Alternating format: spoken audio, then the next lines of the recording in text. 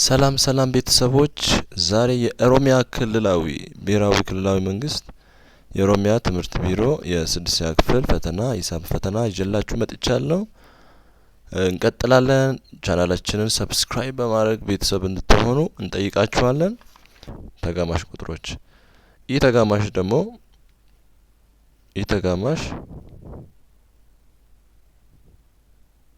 ተጋማሽ ቁጥሮች 1 3 5 7 ወይም 9 መሆን አለበት። ስለዚህ አንድ ቤታቸው ወይም 9 ወይ 7 ወይ 5 ወይ 3 ወይ 1 መሆን አለበት ማለት ነው።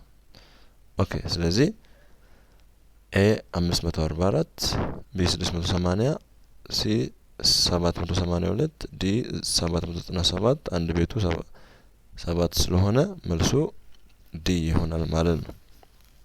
ሁለተኛ ከሚከተሉ ቁጥሮች ውስጥ የ8 ተካፋይ የሆነው የቱ ነው? የ8 ተካፋይ ቁጥሮች በመጀመሪያ የ8 ተካፋይ ቁጥሮች አንድ ቤት ወይ ቁጥራቸውና 10 ቤት ወይ ቁጥራቸው ምን መሆን አለበት? 0 መሆን አለበት። እንዲሁም 100 ቤት ቁጥራቸው 0 መሆን አለበት። ለምሳሌ 2400 ብንል አንድ ቤት ወይ ቁጥራቸው 0 ነው። 10 ቤት ወይ ቁጥራቸውም 0 ነው። 4 ቤት ወይ ቁጥራቸው 0 አይደለም። እሺ ስለዚህ እንዳለ ቦታቸው ሳይቀያየር የአንድ ቤት የ10 ቤት እና የ100 ቤት ቁጥሩን እንወስዳለን። 400 ሲካፈል ለ8 እንላለን። ይሄ ደግሞ 50 ጊዜ ይደርሳል ማለት ነው። ስለዚህ 2400 ለ8 ተካፋይ ነው ማለት እንችላለን። ሌላም በተጨማሪም 1000 ብንወስድ አንድ ቤቱ 10 ቤቱ 100 ቤቱ ምንድነው? 0 ነው። ስለዚህ 1000 ሲካፈል ለ8 ስንት ጊዜ ይደርሳል ማለት ነው? 125 ጊዜ ይደርሳል ማለት ነው። ስለዚህ አንድ ቤታቸው 10 ቤታቸው 100 ቤታቸውም 0 የሆኑ ቁጥሮች ለማን ይካፈላሉ? ያለ ቀሪ ለ8 መካፈል ይችላሉ። እሺ ከጥያቄው ስንመለከት ትክክለኛ መልስ የሚሆነው ሲ ነው ማለት ነው። ሶስተኛ ከሚከተሉት ቁጥሮች ውስጥ ተተንታኝ ቁጥር የሆነው የቱ ነው? ተተንታኝ ቁጥሮች ማለት ምን ማለት ነው? ሁለትና ከዛ በላይ የሆነ አካፋዮች ካላቸው እነዛ ቁጥሮች ተተንታኝ ቁጥሮች ናቸው። ስለዚህ 39 አካፋዮች እነማን ናቸው? ለምሳሌ 1 3 ጊዜ 13 39 ይሆናል። እሺ 13 እና 39 ይሆናል። የ37 1 እና 9 ይሆናል። የ29 1 እና 29 ነው። የ23 1 እና 23 ይሆናል ማለት ነው። ስለዚህ መልሳችን ሀሌታ ሀ ይሆናል ማለት ነው። 360 በብቸኛ አብዢ ሲተነተን የትኛውን ይሆናል? ስለዚህ በብቸኛ አብዢ ማለት ፕራይም ፋክቶራይዜሽን ነው። ስለዚህ 360 በ2 180 ይሆናል። በ2 90 ይሆናል። በ2 45 በ5 9 ይሆናል። ይሄ በ3 3 ይሆናል ማለት ነው። ስለዚህ 1 2 3 2 ርቢ 3 ሲባዛ 3 ርቢ 2 ሲባዛ በ5 ይሆናል ማለት ነው። ስለዚህ 360 በብቸኛ አብዢዎች ሲተነተን 3 ርቢ 2 ርቢ 3 ሲባዛ 3 ርቢ 2 ሲባዛ 5 ይሆናል ማለት ነው። ስለዚህ መልሳችን የሚሆነው ዲ 2 ርቢ 3 ሲባዛ 3 ርቢ 2 ሲባዛ 5 ዲ ትክክለኛ መልስ ይሆናል ማለት ነው።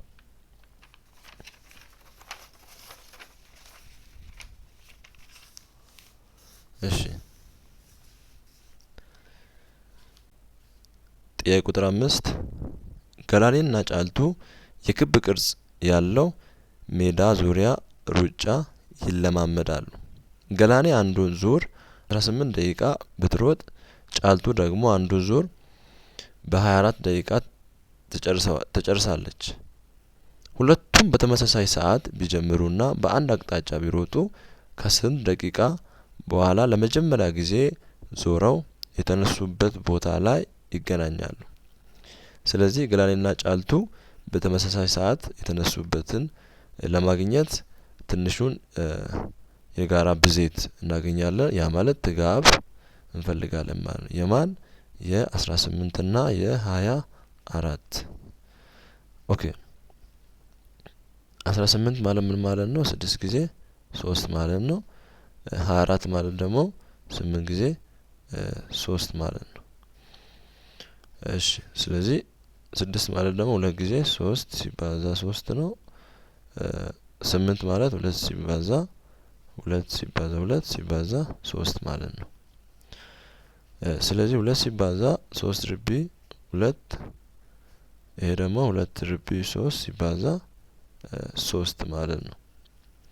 ስለዚህ ከዚህኛው ይሄንን እንወስዳለን 2 ርቢ 3 ሲባዛ ከዚህ ደግሞ የርቢያቸው ትልቁ ርቢ ቁጥር ያለው እዚህ ጋር 2 ስለሆነ 3 ርቢ 2 እናደርጋለን። 2 ርቢ 3 8 ነው ሲባዛ 3 ርቢ 2 ደግሞ 9 ነው። 8 ጊዜ 9 72 ይሆናል። ስለዚህ የ18 እና የ24 ጥጋብ ወይም ትንሹ የጋራ ብዜት 72 ይሆናል ማለት ነው። 72 ትክክለኛ መልስ ነው። ክፍልፋይ 36 ለ96ኛ በቀላል ሂሳባዊ ቃል ሲጻፍ ከሚከተሉት ውስጥ ከየትኛው ጋር እኩል ይሆናል? ስለዚህ ሲምፕሊፋይድ ፎርም እናስቀምጣለን። 36 96ኛ ይሄን በሁለት ብናካፍለው 36 ሲካፈል ለ2 96 ሲካፈል ለ2 ሁለቱንም ላሉንና ታህቱን በእኩል ቁጥሮች ማካፈል ይጠበቅብናል። 36 ሲካፈል ለ2 18 96 ሲካፈል ለ2 48 ይሆናል ማለት ነው። አሁንም 18ን ለ2 እናካፍላለን 48ንም ለ2 እናካፍላለን። እሺ 18 ለ2 9 ጊዜ ነው። 48 ለ2 ደግሞ 24 ጊዜ ይሆናል ማለት ነው። ስለዚህ አሁንም 9 24ኛን አልጨረስንም። በ3 እናካፍላለን። 9 ሲካፈል ለ3 3 ነው። 24 ሲካፈል ለ3 8 ይሆናል ማለት ነው። ስለዚህ 36 96ኛ በቀላል ሂሳባዊ ቃል ሲጻፍ 3/8ኛ ይሆናል ማለት ነው። ስለዚህ ምርጫ ቢ 3/8ኛ ትክክለኛ መልስ ይሆናል። ጥያቄ ቁጥር 7 አስርዮሽ 4.25 ወደ ክፍልፋይ ሲቀየር የትኛውን ይሆናል? ስለዚህ አስርዮሽ 4.25 ማለት ከነጥብ በኋላ 4 ሙሉ ከነጥብ በኋላ ያለው 2/5 ስለሆነ 1/4ኛ እናደርጋለን። ስለዚህ ይሄንን ደግሞ ድብልቅ ሲሆን ይሄ ነው። ነገር ግን ወደ ህገወጥ ክፍልፋይ ስንቀይር 4 ሲባዛ በ4 ሲደመር 1 ሲካፈል ለ4 ይሆናል። 4 ሲባዛ በ4 16 16 ሲደመር 1 ሲካፈል ለ4 16 ሲደመር 1 17 ሲካፈል ለ4 ትክክለኛ መልስ ይሰጠናል ማለት ነው። ስለዚህ ከምርጫ ሲ ላይ 17 አራተኛ ትክክለኛ መልስ ይሆናል ማለት ነው። ጥያቄ ቁጥር 8 አክታሚ አስርዮሽ 2.1 ወደ መቶኛ ሲቀየር የትኛውን ይሆናል? ስለዚህ 2.1 አክታሚ አስርዮሽ ነው። ወደ መቶኛ ሲቀየር ስንት ይሆናል? ስለዚህ 2.1 ሲባዛ በ100% እናባዛለን። ቀጥታ ነው የምናባዛው። ስለዚህ 2.1 ማለት ደግሞ 21/10ኛ ነው ሲባዛ በ100% ይሆናል። እቺ 0 ከዚህ ጋር ትጠፋለች። 21 ሲባዛ 10 210% ይሆናል ማለት ነው። ስለዚህ 2.1 ወደ መቶኛ ሲቀየር 210% ይሆናል ማለት ነው። ስለዚህ ትክክለኛ መልሳችን ማን ነው? ኤ ትክክለኛ መልስ ነው። ጥያቄ ቁጥር 9 85% ወደ ክፍልፋይ ሲቀየር ከሚከተሉት ውስጥ የትኛውን ይሆናል? ስለዚህ 85% ፐርሰንት ማለት 1/100ኛ ነው። ስለዚህ 85 ሲባዛ 1/100ኛ ይሆናል እኩል ይሆናል 85 ሲባዛ በ1 85 ኦቨር 100 ይሆናል። ይሄንን በ5 እናካፍላለን። 85 ሲካፈል ለ5 100 ሲካፈል ለ5 እናደርጋለን። 85 ሲካፈል ለ5 ስንት ይመጣልናል? 17 ይመጣል። 100 ሲካፈል ለ5 20 ይመጣል። ስለዚህ 85% ወደ ክፍልፋይ ሲቀየር 17 20ኛ ትክክለኛ መልስ ይሆናል ማለት ነው። ስለዚህ መልሳችን ምርጫ ሲ 17 20ኛ ይሆናል። በነጠላ ወለድ ምጣኔ 7% ምጣኔ 7% ለማስገኘት በባንክ የተቆጠበ 3000 ብር በ2 አመት ቆይታ ምን ያህል ብር ይወልዳል? ዋናው ስንት ነው? 3000 ነው። ወለዱ የሚጨምረው ደግሞ ያው 7% ምጣኔ ይጨምራል። በስንት አመት? በ2 አመት። ጊዜው 2 አመት ነው። ስለዚህ ወለዱ ምን ይሆናል? ምጣኔ ሲባዛ ዋና ሲባዛ ጊዜ አለ። ስለዚህ ምጣኔው 7% ነው። 7/100ኛ ሲባዛ ዋናው 3000 ሲባዛ 2 አለ። ስለዚህ ይሄ 0 1 0 ከ3000 አንዱ 0 ያጠፋል። አሁንም ይሄ 0 ከዛኛው 0 ያጠፋል። 30 ቀረ። 7 ሲባዛ በ30 210 ሲባዛ በ2 210 ሲባዛ በ2 420 ይሆናል ማለት ነው። ስለዚህ በነጠላ ወለድ ምጣኔ 7% ለማስገኘት በባንክ የተቆጠበ 3000 ብር በ2 አመት ውስጥ ስንት ብር ይወልዳል? 420 ብር ይወልዳል። ስለዚህ መልሳችን ቢ ይሆናል ማለት ነው። ጥያቄ ቁጥር 11 5/7ኛ ሲደመር 2/5ኛ። እሺ 5/7ኛ ሲደመር 2/5ኛ እኩል ይሆናል። ይሄ ክፍልፋይ ታህታቸው ተመሳሳይ ያልሆኑ ክፍልፋዮች ናቸው። ስለዚህ እነዚህ ክፍልፋዮችን ትንሹን የጋራ ብዜት የ7 እና የ5 እናገኛለን። ማን ነው? 35 ነው። 7 ሲባዛ በ5 35 35 ሲካፈል ለ7 5 ጊዜ 5 ሲባዛ በ5 25 ይሆናል። ሲደመር 35 ሲካፈል ለ5 7 ጊዜ 7 ሲባዛ በ2 14 ይሆናል። ስለዚህ 25 ሲደመር 14 39 ለ35 ይሆናል ማለት ነው። ስለዚህ 5/7ኛ ሲደመር 2/5ኛ ትክክለኛ መልሱ ማን ነው? 39 35ኛ ይሆናል። መልሳችን ማን ነው? 11ኛ ኤ ይሆናል ማለት ነው። ጥያቄ ቁጥር 12 በአንድ የከተማ መስተዳደር ለኢንቨስትመንት የተዘጋጀ መሬት ከዚህ በታች ያለው አይነት ጎነ 3 ቅርጽ አለው። ስለዚህ ልክ ጎነ 3 እንደዚህ አይነት ቅርጽ ያለው ለኢንቨስትመንት የተዘጋጀ መሬት አለ። የዚህ መሬት ዙሪያ ምን ያህል ነው? ስለዚህ ዙሪያ ዙ የምናገኘው ሁሉንም ጎኖች የጎነ 3ቱን ጎኖች መደመር ነው። ድምር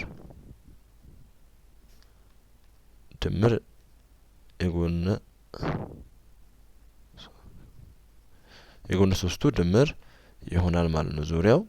ስለዚህ የመጀመሪያው 699.82 ሲደመር 765.75 ሲደመር 989.35 ይሆናል ማለት ነው። 2 ሲደመር 5 7 7 ሲደመር 5 12 ስለዚህ 2ን ጽፈን አንድ አለኝ። 1 ሲደመር 8 9 9 ሲደመር 7 16 16 ሲደመር 3 19 9 ጽፈን አንድ አለኝ ነጥብ እንላለን። 1 ሲደመር 9 10 ከ5ቱ ጋር 15 ከ9ኙ ጋር 24 4ን ጽፈን 2 አለኝ። 2 ሲደመር 9 11 11 ሲደመር 6 17 17 ሲደመር 8 25 ይሆናል። 5ን ጽፈን 2 አለኝ 2 ሲደመር 6 8 8 ሲደመር 7 15 15 ሲደመር 9 24 ይሆናል ማለት ነው። ስለዚህ 2454.92 ትክክለኛ መልስ ይሆናል ማለት ነው። ስለዚህ ምርጫ ዲ ትክክለኛ መልስ ነው ማለት ነው። ጥያቄ ቁጥር 13 2.47 ሲባዛ በ0.03 ይሄ ምን እናደርጋለን? ከነጥብ በኋላ ያለው ቁጥር እዚህ 2 ነው። እዚህ ጋር ከነጥብ በኋላ ያለው 2 ነው። ስለዚህ ቀጥታ እናባዛለን 247 ነጥቦቹ በማጥፋት ከዛ በ3 እዚህ ጋር እንደምራለን። ከነጥብ በኋላ ያለው ስንት ነው? አጠቃላይ 4 ይመጣል። ስለዚህ አባዝተን ከጨረስን በኋላ ከቀኝ ወደ ግራ እንቆጥራለን ቁጥሮቹን። እሺ 3 ሲባዛ በ7 21 2 አለኝ 3 ሲባዛ በ4 12 ሲደመር 2 14 4ን ጽፈን 1 አለኝ 3 ሲባዛ በ2 6 ከአንዱ ጋር 7 ስለዚህ 4 ስለሆነ ከቀኝ ወደ ግራ እንቆጥራለን 1 2 3 4 ባዶ ቦታ ላይ 0 እንጨምራለን ነጥብ እዚህ ጋር ነው። ስለዚህ 0.0741 ትክክለኛ መልስ ይሆናል ማለት ነው። ስለዚህ ጥያቄ ቁጥር 13 2.47 ሲባዛ 0.03 ትክክለኛ መልሱ ማን ነው? ኤ ትክክለኛ መልስ ይሆናል ማለት ነው። እሺ ጥያቄ ቁጥር 14 56 27ኛ ሲካፈል ለ112 108ኛ ይሄን ለመስራት ምን እናደርጋለን? ስለዚህ ይሄን የማባዛት ምልክት በመጠቀም 56 27ኛ ሲባዛ በዚህ በኩል ያለውን ክፍልፋይ ግልባጭ እንጠቀማለን 108 112ኛ ይሆናል። ስለዚህ 56 ሲካፈል ለ27 ሲባዛ በይሄኛው 108 በ2 54 ይሆናል 54 112 በ2 56 ይሆናል ማለት ነው። አሁንም በሁለት ብናደርገው 56 ሲካፈል ለ27 ሲባዛ 54 በ2 27 56 በ2 28 ይሆናል። ስለዚህ 27 ለ28 ይሆናል ማለት ነው። እሺ ይሄኛውን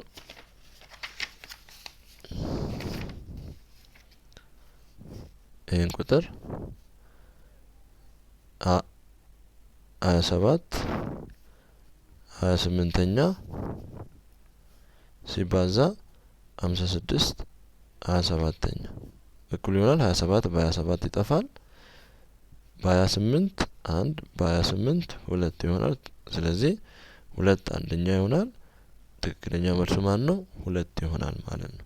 ስለዚህ 56 ለ27 ሲካፈል 112 ሲካፈል 108 ትክክለኛ መልሱ ማን ነው? 2 ይሆናል ማለት ነው። ስለዚህ ምርጫ ኤ ትክክለኛ መልስ ይሆናል ማለት ነው። ጥያቄ ቁጥር 15 የእኩልነት አረፍተ ነገር 2.5 ሲደመር ጠ እኩል ይሆናል 9.7 መፍትሄ የሆነው የቱ ነው? ስለዚህ 2.5 ሲደመር ጠ እኩል ይሆናል 9.7 ጠ እኩል ይሆናል 9.7 ሲቀነስ 2.5 ይሆናል ጠ እኩል ይሆናል 7 ሲቀነስ 5 2 9 ሲቀነስ 2 7 ይሆናል። ስለዚህ የጠ ዋጋ 7.2 ትክክለኛ መልስ ይሆናል ማለት ነው። ስለዚህ ጥያቄ የዚህ 15ኛ ጥያቄ ትክክለኛ መልሱ ማለት ነው ሲ 7.2 ይሆናል ማለት ነው። እሺ ጥያቄ ቁጥር 16 ያለ እኩልነት አረፍተ ነገር ጠ ሲቀነስ 22 ያንሳል ወይም እኩል ይሆናል 9 መፍትሄ የሆነው የቱ ነው?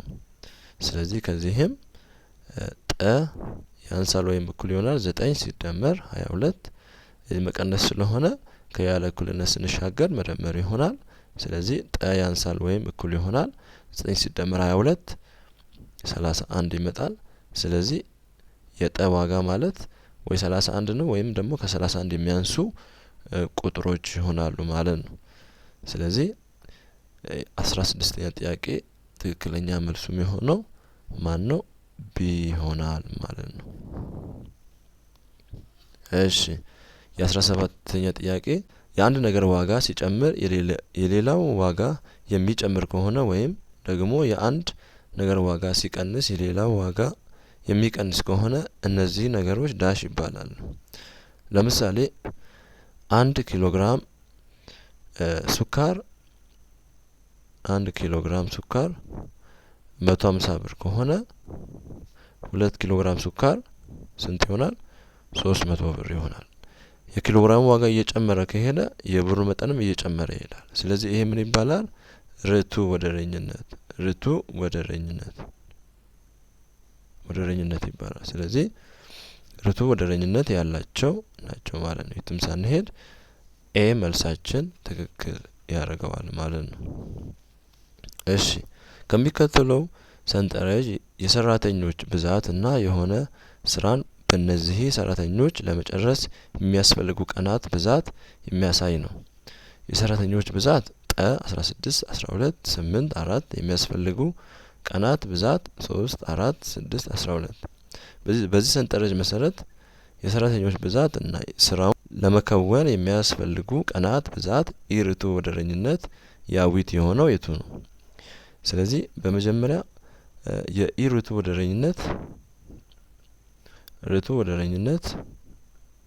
ወደረኝነት ፎርሙላው ምንድነው የሚሆነው? ከያዊት እኩል ይሆናል ሲባዛ ጠ ይሆናል ማለት ነው። ስለዚህ 3 ሲባዛ ይሄም 3 ሲባዛ 16 እኩል ይሆናል 48 ይሰጠናል ማለት ነው። እያንዳንዱ 4 ሲባዛ 12 48 ነው። 6 ሲባዛ 8 48 ነው። 12 ሲባዛ 4 48 ነው። ስለዚህ ያዊቱ 48 ትክክለኛ መልስ ይሆናል። መልሳችን ዲ ትክክለኛ መልስ ይሆናል ማለት ነው።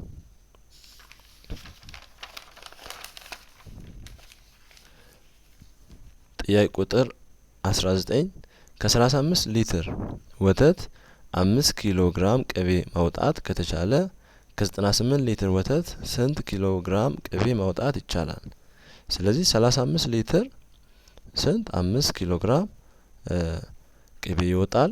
ስለዚህ ከ98 ሊትር ስንት ኪሎ ግራም ይወጣል? ሀ እንበል።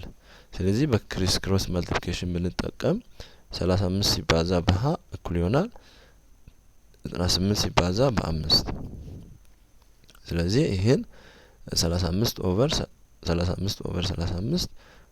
35 እናደርጋለን። 35 በ35 ይጣፋል። ሀ እኩል ይሆናል 35 በ5 7 ነው። 5 በ5 1 ነው። 98 ሲባዛ በ1 98 ኦቨር 7 ይሆናል ማለት ነው። ስለዚህ ይሄን ስናካፍለው ስንት ይመጣል ማለት ነው? 14 ይመጣል። 98 ሲካፈል ለ7 14 ጊዜ ይደርሳል ማለት ነው። ስለዚህ ከ98 ሊትር ውስጥ 14 ኪሎ ግራም ቅቤ ማውጣት ይቻላል። ስለዚህ ጥያቄያችን መልስ የሚችለው ሲ 14 ይሆናል ማለት ነው። በሚከተለው ምስል ላይ ቀጥታ መስመሮች ሀሰ እና መለ በነጥብ ረ ላይ ይቆራረጣሉ። ስለዚህ በዚህ ምስል መሰረት ከላይ ያለው ይሄና ይሄ ጀርባ ጀርብ ናቸው፣ ይሄና ይሄ ጀርባ ጀርብ ናቸው ማለት ነው። በተጨማሪ ይሄ ዘዌና ይሄ ዘዌ ምንድናቸው? ጀርባ ለጀርባ ዘዌዎች አይደሉም። ያው የቀጥታ ዘዌ ስለሚያሟሉ ይሄና ይሄ 180 ዲግሪ ነው። ጉርብት አንግሎች ሊሆኑ ይችላሉ። ለምን? የጋራ የሆነ አንድ ጎን ስላላቸው ማለት ነው። በዚህ ምስል ላይ ያሉትን ዘዌዎች ዝምድና በተመለከተ ከሚከተሉት ውስጥ ትክክል የሆነው የቱ ነው? እሺ ዘዌ ሀረ መ እና ዘዌ ሀረ ለ ጀርባ ለጀርባ ዘዌዎች ናቸው። ሀረ መ ይሄና ሀረ ለ ይሄ ትክክል አይደለም። እሺ ሀረ መ እና ሀረ ለ ጉርብታም ዘዊዎች ናቸው። ትክክል ነው። ለምን ሀ ረ መ እና ሀ ረ ለ ጉርብታም ዘዊዎች ሊሆኑ ይችላሉ። ምክንያቱም አንድ የጋራ የሆነ ጎን ስላላቸው ማለት ነው። ስለዚህ ቀጣይ ያለው ሲ መረሰ እና ሀ ረ ለ ዝርጋማይ ዘዊዎች ናቸው። ዝርጋማይ ዘዊ ሊሆኑ አይችሉም። ጀርባ ለጀርባ ዘዊዎች ናቸው። ይሄ ዘዊና ይሄ ዘዊ ጀርባ ለጀርባ ዘዊዎች ናቸው። ሀረመ ይሄና ለረሰ ማዕዘናዊ ናቸው ይላል። ማዕዘናዊ አይደለም፣ ጀርባ ለጀርባ ናቸው። ስለዚህ ትክክለኛ መልሳችን የሚሆነው ማለት ነው ቢ ይሆናል ማለት ነው። የሚከተለው ምስል ላይ መስመሮች ረ እና ቀ ትይዩ ናቸው። ስለዚህ በዚህ ምስል ላይ ያሉትን ዘዊዎች ዝምድና በተመለከተ ከሚከተሉት ውስጥ ትክክል የሆነው የቱ ነው? ስለዚህ አሁን እዚህ ጋር በደንብ ማስተዋል ያለባችሁ ነገር 3 እና 5 በተጨማሪም 4 እና ይሄ ዘዊ ምንድናቸው? ፍርቅ ውስጣዊ አንግሎች ናቸው ወይም ፍርቅ ውስጣዊ ዘዊዎች ናቸው። 2 እና ይሄ ዘዊ 1 እና ይሄ ዘዊ እኩል ናቸው፣ ፍርቅ ውጫዊ አንግሎች ይባላሉ። 1 እና 5 ይሄ ውስጥ ያለውና ይሄ ተጓዳኝ ዘዊዎች ይባላሉ። 3 እና 6ም ተጓዳኝ ዘዊዎች ናቸው ማለት ነው። በተጨማሪም 2 እና 4 ተጓዳኝ ዘዊዎች ይባላሉ። ስለዚህ 1 እና 6 ፍርቅ ውጫዊ ዘዊዎች ናቸው። 1 እና 6 ፍርቅ ውጫዊ ዘዊዎች ናቸው። ትክክል ነው። 1 እና 2 ፍርቅ ውጫዊ አይደሉም። 4 እና 5 ፍርቅ ውስጣዊ አይደሉም። 3 እና 5 ጉርብታም አይደሉም። ስለዚህ ትክክለኛ መልስ ማን ነው? 1 እና 6 ፍርቅ ውጫዊ ዘዊዎች ናቸው። ትክክለኛ መልሱ ማን ነው? ኤ ይሆናል ማለት ነው። በሚከተለው ምስል ላይ መስመሮች ለ እና መ ትይዩ ናቸው። እሺ፣ በዚህ ምስል ላይ የጠ ዋጋ ስንት ይሆናል? በመጀመሪያ ይሄ ዘዊና ይሄ ዘዊ ፍርቅ ውስጣዊ አንግሎች ስለሆኑ እኩል ናቸው። ያ ማለት 2 ጠ ሲደመር 40 ዲግሪ ወይም እዚህ ጋር 2 ጠ ዲግሪ እኩል ይሆናል 150 ዲግሪ ይሆናሉ። ስለዚህ 2 ጠ ዲግሪ እኩል ይሆናል 150 ዲግሪ ሲቀነስ 40 ዲግሪ ይሆናል። 2 ጠ እኩል ይሆናል 150 ሲቀነስ 40 ዲግሪ 110 ዲግሪ ይሆናል። በ2 ስናካፍል 2 በ2 ካንስል ይደረጋል። ጠ ዲግሪ እኩል ይሆናል 110 ሲካፈል ለ2 55 ዲግሪ ይሰጠናል ማለት ነው። ስለዚህ ጠ ዋጋ ስንት ነው? 55 ዲግሪ ትክክለኛ መልስ ነው። ስለዚህ ቢ ትክክለኛ መልስ ይሆናል ማለት ነው።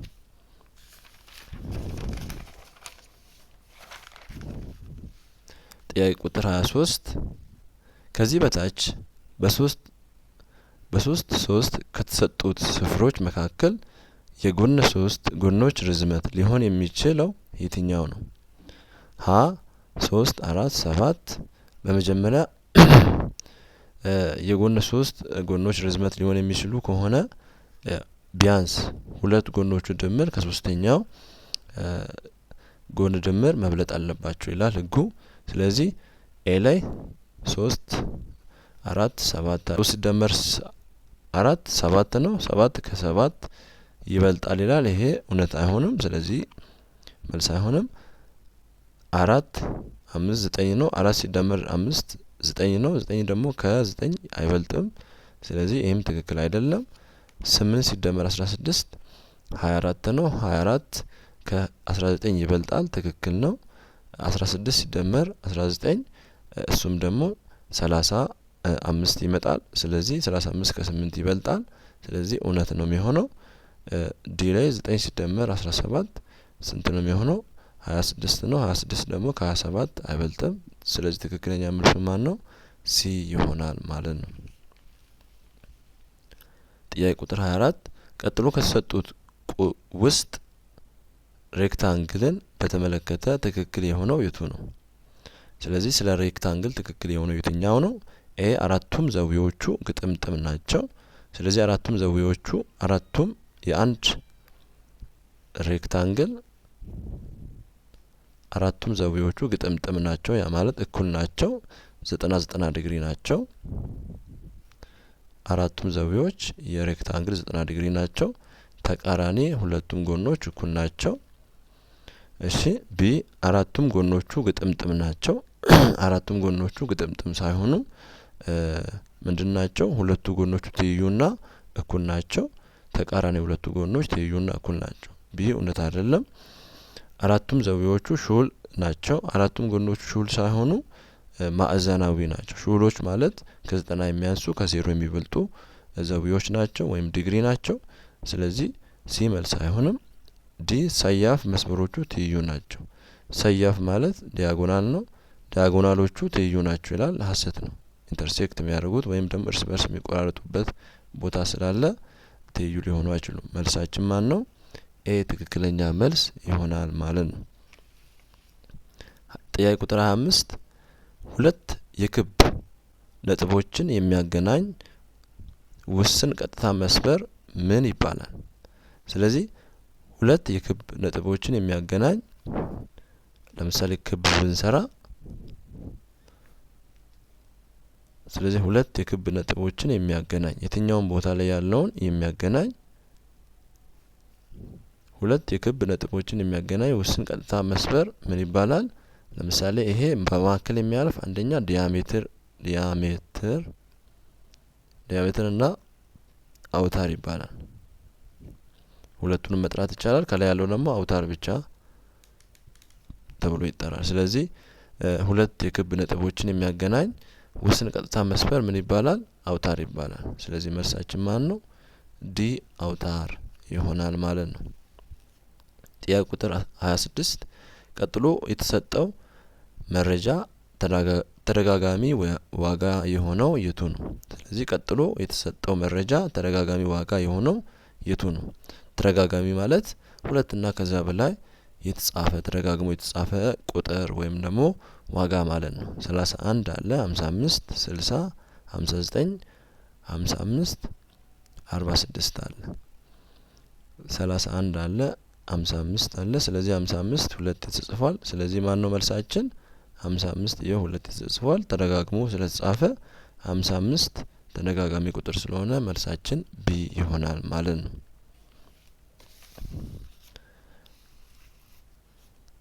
ጥያቄ ቁጥር 27 የአንድ ትምህርት ቤት ግቢ ቀጥሎ የተሰጠውን አይነት ሬክታንግላዊ ቅርጽ አለው። ስለዚህ ይሄ የአንድ የትምህርት ቤት ግቢው ቅርጽ ነው፣ ሬክታንግላዊ ነው። ይሄ ርዝመት ነው፣ ይሄ ወርድ ነው። የትምህርት ቤቱ ግቢ ወርዱ 330 ሜትር እና ርዝመቱ 90 ሜትር ከሆነ ስፋቱ ስንት ይሆናል? ስለዚህ ስፋት ስ እኩል ይሆናል ርዝመት ሲባዛ ወርድ ነው። ስለዚህ ስፋት እኩል ይሆናል ርዝመቱ 90 ሜትር ነው ሲባዛ ወርዱ ደግሞ 30 ሜትር ነው። ስለዚህ በአጠቃላይ 90 ሲባዛ 30 2700 ሜትር ካሬ ወይም ሜትር ስኩዌር ይሆናል ማለት ነው። ስለዚህ ትክክለኛ መልስ የሚሆነው ዲ 2700 ሜትር ካሬ ወይም ሜትር ስኩዌር ይሆናል ማለት ነው። ጥያቄ ቁጥር 28 በክሊኒክ ቅጥር ግቢ ውስጥ የተዘጋጀ አንድ የቆሻሻ ማጠራቀሚያ የላይኛውና የታችኛው መሰረቱ ቀጥሎ እንዳለው ምስል አይነት የክብ ቅርጽ አለው። ስለዚህ ይሄ የቆሻሻ ማስቀመጫ ወይም መጣያ ነው። ሲሊንደር ቅርጽ አለው። ቁመቱ 5 ሜትር ነው። ሬዲየሱ ደግሞ 2 ሜትር ነው። የዚህ ማጠራቀሚያ ሬዲየስ 2 ሜትር እና ከፍታው 5 ሜትር ቢሆን ይዘቱን ምን ያህል ይሆናል? ስለዚህ የሲሊንደር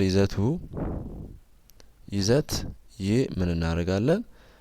መሰረቱ የመሰረት ስፋት ፓይ ሬዲየስ ስኩዌር ሲባዛ በከፍታ ይሆናል ማለት ነው። ስለዚህ ይዘት እኩል ይሆናል ፓይ ሲባዛ ሬዲየሱ ስንት ነው? 2 ሜትር ነው። 2 ሜትር ስኩዌር ሲባዛ ከፍታው ስንት ነው? 5 ሜትር ይሆናል። ይዘት ይህ እኩል ይሆናል ፓይ ሲባዛ 2 ሲባዛ በ2 ያው ስኩዌር ስለሆነ 2 ሲባዛ 2 4 ሜትር ስኩዌር ሲባዛ በ5 ሜትር ይሆናል። ስለዚህ ይዘቱ እኩል ይሆናል 4 ሲባዛ በ5 20 ነው 20 ሜትር ኪዩብ ይሆናል ሲባዛ በፓይ 20 ፓይ ሜትር ኪዩብ ይሆናል ማለት ነው። የቆሻሻ ማጠራቀሚያው ይዘቱ 20 ፓይ ሜትር ኪዩብ ይሆናል ማለት ነው። ስለዚህ ትክክለኛ መልሳችን ማን ነው? ቢ 20 ፓይ ሜትር ኪዩብ ይሆናል ማለት ነው። የመጨረሻ ሁለት ጥያቄዎች ይቀሩናል። 29 ጥያቄ ቁጥር 29 ቀጥሎ ያለው መረጃ አንድ የስድስተኛ ክፍል ተማሪ በ5 የትምህርት አይነቶች በእያንዳንዱ ትምህርት ከመቶ ያገኘውን ውጤት የሚገልጽ ነው። 63 70 75 70 57 የዚህች ተማሪ አማካይ ውጤት የሆነው የቱ ነው? ስለዚህ አማካይ ማለት ነው ቀድመን እንደምራለን ከደመርን በኋላ ለትምህርቱ ብዛት እናካፍላለን። ስለዚህ አማካይ እኩል ይሆናል 63 ሲደመር 70 ሲደመር 75 ሲደመር 70 ሲደመር 57 ሲካፈል ስንት ናቸው? 1 2 3 4 5 የትምህርት አይነት ነው። ለ5 እናካፍላለን። 63 ሲደመር 70 133 2 እንደምራለን። ከዛ 75 ሲደመር 70 145 ይሆናል። ሲደመር 57 አለ ሲካፈል ለ5 እሺ እኩል ይሆናል 133 ሲደመር 145 ማለት 3 ሲደመር 5 8 3 ሲደመር 4 7 1 ሲደመር 1 2 ሲደመር 57 ሲካፈል ለ5 እኩል ይሆናል 8 ሲደመር 7 15 ይሆናል። 5 ጽፈን 1 አለኝ 7 ሲደመር 5 12 ነው። ከአንዱ ጋር 13 3 ጽፈን 1 አለኝ 2 እዚህ ጋር አለ ከአንዱ ጋር 3 ይሆናል ሲካፈል ለ5 እኩል ይሆናል ይሄ 300 ሲካፈል 335 ሲካፈል ለ5 ስንት ይሆናል? 67 ይመጣል ማለት ነው። ስለዚህ የነዚህ አምስቱም ትምህርት አማካይ ስንት ነው? 67 ትክክለኛ መልሱ ይሆናል ማለት ነው። በመጨረሻም ከሚከተለው ፓይ ቻርት አንድ አርሶ አደር ከ2012 ዓመተ ምህረት እስከ 2016 ዓመተ ምህረት በየአመቱ ያመረተው ስንዴ መጠን በመቶኛ የሚያሳይ ነው። ዓመተ ምህረት ያው እዚህ ጋር ተቀምጧል። የስንዴ ምርት በመቶኛ ያው እዚህ ጋር ተቀምጧል። በፓይ ቻርት ደግሞ ልክ እንደዚህ ተገልጿል። ይሄ አርሶ አደር በየትኛው አመት የበለጠ ስንዴ አመረተ? ስለዚህ ይሄ አርሶ አደር ያመረተው ወይም ብዙ ምርት ያመረተው በየትኛው አመት ነው? ወይም የስንዴ ምርቱን ያመረተው በየትኛው ዓመተ ምህረት ነው? ስለዚህ አሁን ፓይ ቻርት ላይ ስናይ 30% አለ። 30% ደግሞ የትኛውን ዓመተ ምህረት ይወክላል? 2015 ይወክላል ማለት ነው።